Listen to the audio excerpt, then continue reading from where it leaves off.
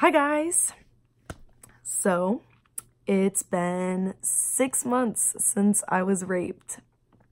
So I thought I'd make a quick little, probably won't end up being quick little video about how I've been doing, all the things I've been going through, the PTSD and the triggers, and just kind of give you like a little update about these last 6 months, and want to give myself a pat on the back for doing well so far. Well, as good as I can be doing. I'm really trying to make the most of the situation and these unfortunate events that had happened to me. And then I also kind of wanted to go into more detail about what happened that night, because I know I posted the first video probably about a week after it happened, and I didn't really explain in detail what had happened to me, like the events of that night. And I really feel like that's a very important aspect to my story, is knowing about the actual act of violence that happened to me. So in this video, I'm going to be talking about first what happened to me, second my PTSD and my triggers, and third I'm going to go through what I've been doing and how I've been making the most of my situation. So let's start with the story. And I swear I've told this story so many times, I'm almost desensitized to it. So anyways, that night 6 months ago, I was going out with friends, we're having a good time, hit up one bar, go to a next bar, had 2 drinks at the bar. Doesn't matter how much I drank, let's be honest. If you're having sex with someone who's intoxicated, it does not make it consent. Even though I definitely did not give my consent in this story. So we're leaving the second bar, and I'm just, those of you who know me know which bar it happened at. Don't really care to put that in a video. Don't want to hate on the bar. It's a fun place. Anyways, leaving the bar, I felt really intoxicated. Like, I didn't have too much to drink that night, and I was way more intoxicated than I should have been for the amount I had to drink, which makes me believe that I was drugged. Whether I was or not important. I could barely stand up. I was stumbling all over. I could barely talk. My words weren't coming out clear. Probably how they are in this video right now, because I suck at this. Anyways, so we're leaving the bar, and these 2 guys start talking to us at the very end of the bar closing. And then these guys proceed to talk to us outside. And I realized I can't drive. I'm not getting in my car right now. So I'm trying to figure out what to do, and these guys are like, all right, well, we're lifting to our hotel. We'll add your house to our lift. And I was like, great. Free ride home. I can't really stand up right now. I don't feel great. So fast forward. I don't really remember the lift ride. We arrive at the hotel that they're staying at. And I get out and I'm like, this is not right. This is not my house. And they're like, no, it's fine. I was like, no. I need to go home. So I pull out my phone. I'm trying to Uber home. Just trying to figure out what's going on. And you know, at this point, I'm like, okay, I feel like I know what you're trying to do here, but I'm just going to go home. So I'm like loading up Uber on my phone, and one of the guys takes my phone. So I'm like, all right, like whatever. this is fine. Maybe I'll just hang out here for a bit. He'll give my phone back. Like, not a big deal. And at this point, I really had to pee.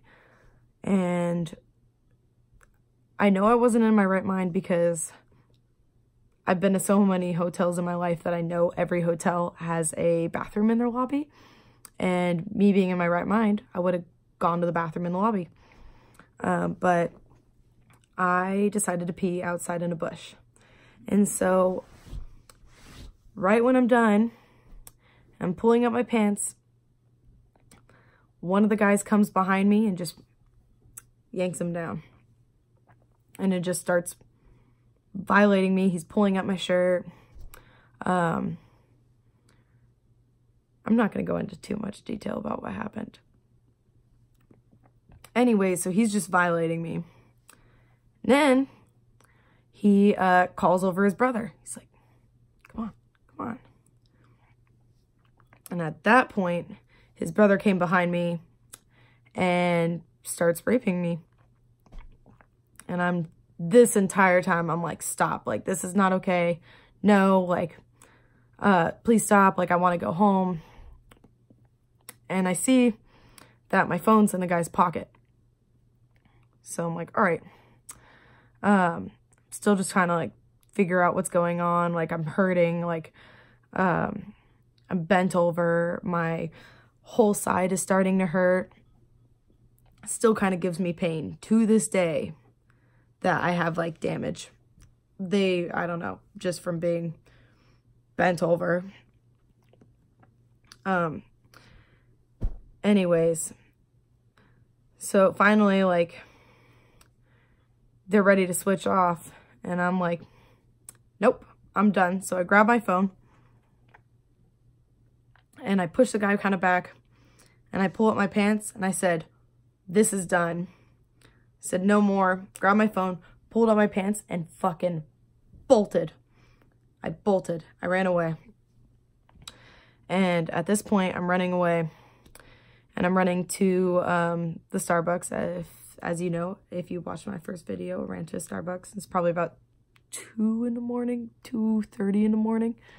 I'm at the Starbucks, just trying to figure out what to do. At this point, my mom's like, hey, like, where are you? Are you okay? And I'm like, I'll explain when I get home. I'm getting an Uber because I didn't want my mom to come pick me up. So I Ubered home. I'm just bawling my eyes out. Uber picks me up and he's like, oh, you okay? And I'm like, yes.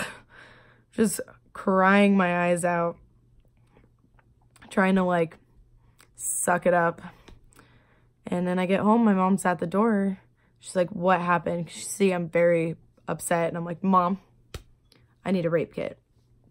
We need to go to the hospital. I need a rape kit. So she calls the police. They instruct us that a sheriff's going to meet us at the hospital. So we get to the hospital. I'm thirsty. I have to pee. I get checked in immediately. They check for initial trauma. I'm not allowed to drink water. I'm not allowed to use the restroom. When I did have to use the restroom, I had to pee in a cup. Just because my entire body was evidence. Sheriff comes in and I have to tell my story. Still not allowed to have water.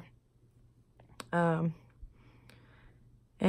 just feeling really, really, really, really dirty. Like, I am traumatized. I don't feel clean. I feel like I just need to go home and take a shower. I feel like I need to scratch off all my skin so I can grow new skin because I'm just like filthy. And then they're like, okay, well, you have an option. You can go home or you can go get a rape kit. And I was like, rape kit, because I know that's something I should definitely do. Little did I know about the process. I knew that I would have to give up my clothes, which was actually an option to give up my clothes, but of course I had to give up my clothes. That's evidence, my body's evidence. So we drive 30 minutes away to get to the care center. the care center to get the rape kit. And so after, I don't know, 4 or 5 hours of waiting, I finally get seen. My body is completely analyzed. As you know, I had DNA all over my body, fingerprints everywhere, like spit, just all sorts of things. And they got real up close and personal, just taking pictures of every inch of my body, just kind of collecting evidence for the case that is going to be built. So from then on, went home. I had a couple days to recover, took some days off of work, and then 3 days after, I started my last semester for my associate's degree, which turned out to be the most stressful semester of my life so far. So, mind you, 3 days after I was raped, I had to go on campus and go to school and be around people. So that was really, really difficult at first.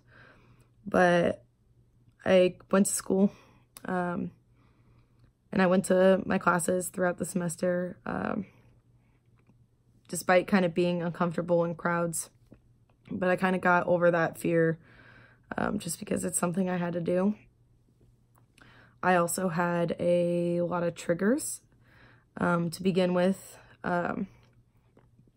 Some things have subsided and some still kind of are there. A lot of PTSD that's growing.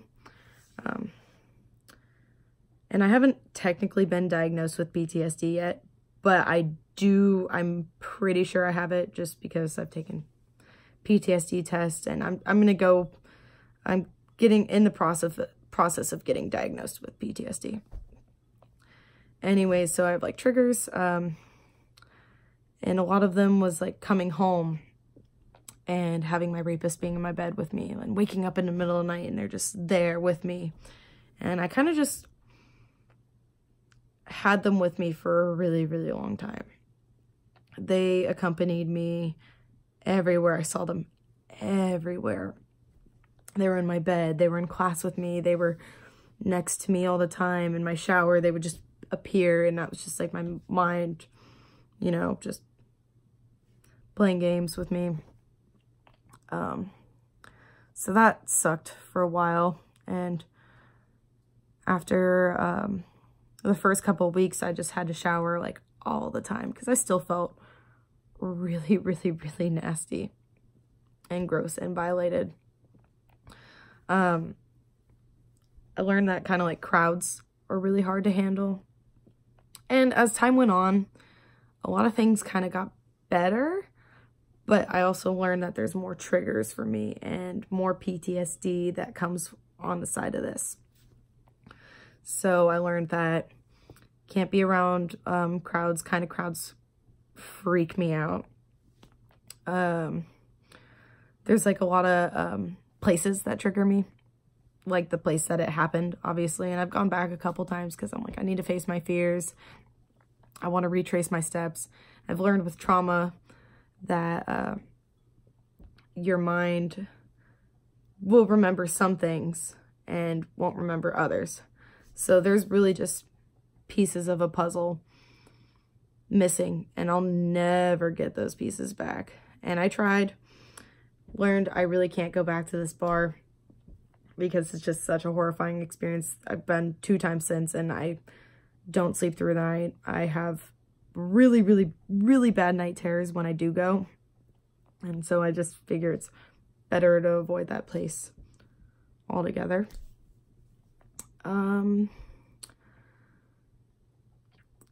I have to sit facing the crowds in restaurants now. It makes me uncomfortable to not be vigilant and being able to see everyone around me. And I still have a really hard time being touched. Not so much as I did in the beginning. I would only let very specific people like hug me and be like close to me, and now it's like, oh yeah, I can give people hugs and be around people and be touched, but there's still sometimes it's like if you come up behind me and you try to scare me, I might end up punching you in the face. It's a thing that I have now, which I think is a normal reaction anyway when you get scared. As far as PTSD goes, through kind of trying to figure out if I have it, I learned that I have a very strong symptom of PTSD, which is isolation from people. So I feel very isolated. And that doesn't mean I'm exactly literally isolated from people. I still go out and I still hang out with a lot of my friends. I'm doing a lot of different things with them, but I feel very alone and like I can't connect to people like I used to. And that's been probably one of the most difficult things that I've dealt with PTSD so far, is just kind of feeling like I don't belong. And at the same time too, it's really hard for me to go out and do things that other people want to do, like going out to bars and clubs and going out and getting drunk and having fun. Like I can't let my guard down like that, because when I do, it just causes problems. Night terrors, of course, triggers, hypervigilant. So that's kind of sucked. But I know that the more I put myself out there, the better I'm getting. But it's still not, forcing myself to go out isn't solving any problems. I also have angry outbursts, mostly with my family. Sorry, Mom and Dad. But I'm very quick to anger. Mostly with people around me that like I really, really love. What else? There's so much. I suffer terribly from nightmares and night terrors. Pretty much every single night since it's happened, I have not been able to sleep, so I sleep really late. I think it's 3 a.m. right now. So I don't sleep much. I wake up numerous times throughout the night. Half the time I'm waking up crying, scared, shaking, feeling so sick to my stomach that I'm going to throw up because I'm just petrified and horrified. Is petrified the right word? I don't know. It's late. I'm tired. But the night terrors have been really, really bad. There's only a couple nights or a handful of nights that I've been successful in sleeping through the entire night. And then I'm also really working through my recovery process right now, which has been really positive. I'm seeing a counselor actively. He's great. He's kind of helped me work through a lot of my triggers, and we're working through me not being able to go, me conquering territory that I've kind of lost. So I can't go to Magic Mountain anymore, just because my rapist said that they were going to Magic Mountain. They were in town to go to Magic Mountain. So I can't go to Magic Mountain without thinking about them and feeling like they're there and that they're going to be there. I can't go to movie theaters because they're dark and I can't see around me, and there's only a couple of exits. Obviously having a hard time going to bars, in crowded bars, I should say, and just being in crowds in general. I have a really hard time at the mall in the patio area. I have a really hard time going to hotels and being in hotels. There's just quite a few things that I have a hard time doing and going places. I have to drive by where it happened almost every day of my life, which I'm becoming desensitized to it, but that doesn't mean it's making anything better. It still really sucks. Half the time I have to look away while I'm driving and just kind of look the other way to make sure that I don't see where it happened again and again and again. I'm also really hyper vigilant, when I'm out.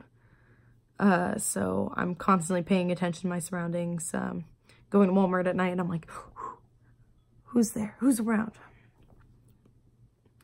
But in all seriousness, like, it's actually really, really exhausting constantly paying attention to every little detail of every person and everything around me. Which has been really, really difficult because it just makes me more exhausted at the end of the day, and then I can't sleep. So that's kind of what I've been going through.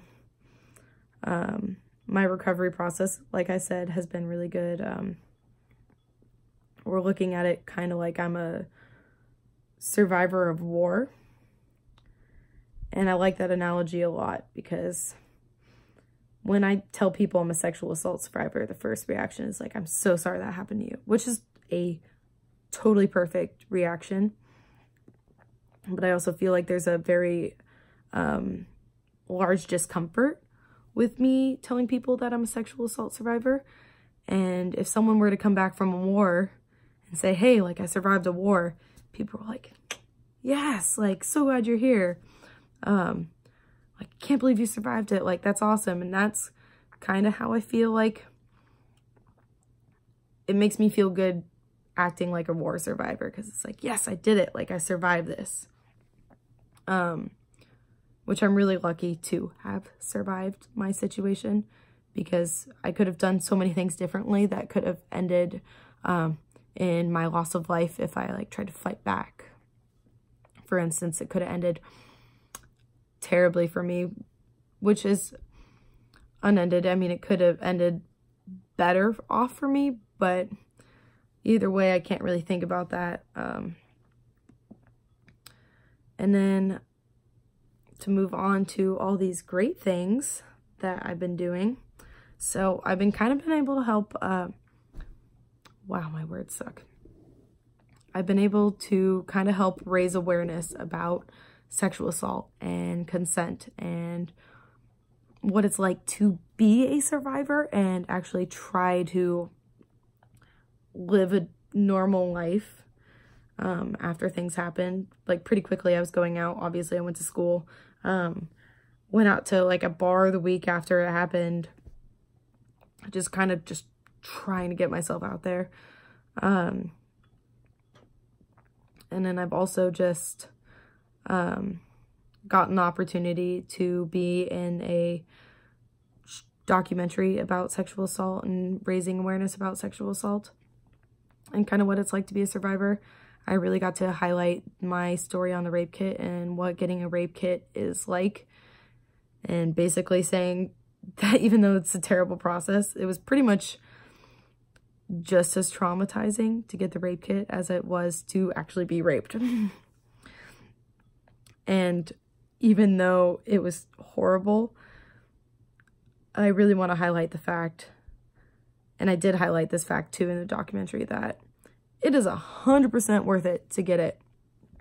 And anyone who is sexually assaulted,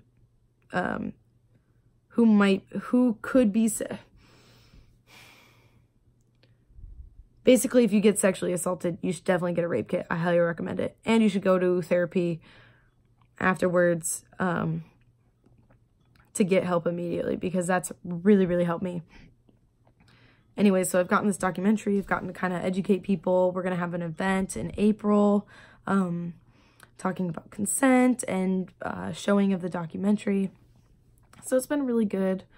It's just been kind of depressing recently because I kind of miss who I was before.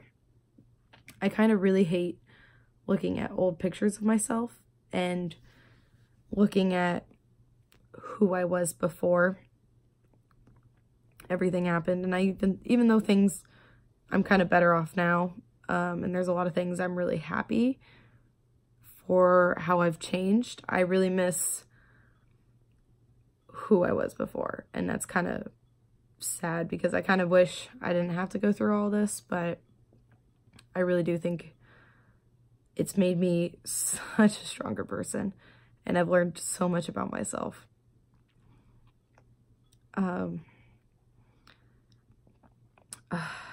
It's been really, really tough there are definitely days where it's just really, really hard to get through the day. Like, I'm just like, there's no tomorrow. I'm done. I'm done living like this. I don't want to live tired and exhausted every day, being constantly vigilant and unhappy and seeing my rapist and everywhere I go. I'm not actually seeing them, by the way. Like, my mind sees them, but I have not actually had an encounter with them. But there's definitely like a little bit of depression that comes with it. But for most days, I've been doing really, really well. I'm getting better. And that's pretty much all that matters. And what matters is that I'm getting the help that I need. And I feel really, really strong. And I think that's because I have so many people around me supporting me and that are there for me and that understand what I've gone through and that they have my back, which is really, really nice. But I'm getting better. Every day's not perfect. There are multiple days that aren't perfect. Everything's not going to be smooth for me. But I know there will be a day where I'm going to have a bunch of good days in a row. And then I might have some bad days. But I really look forward to the days, for the day when I start having a bunch of good days in a row and the bad days start subsiding. And I think that's hopefully going to be in 2019.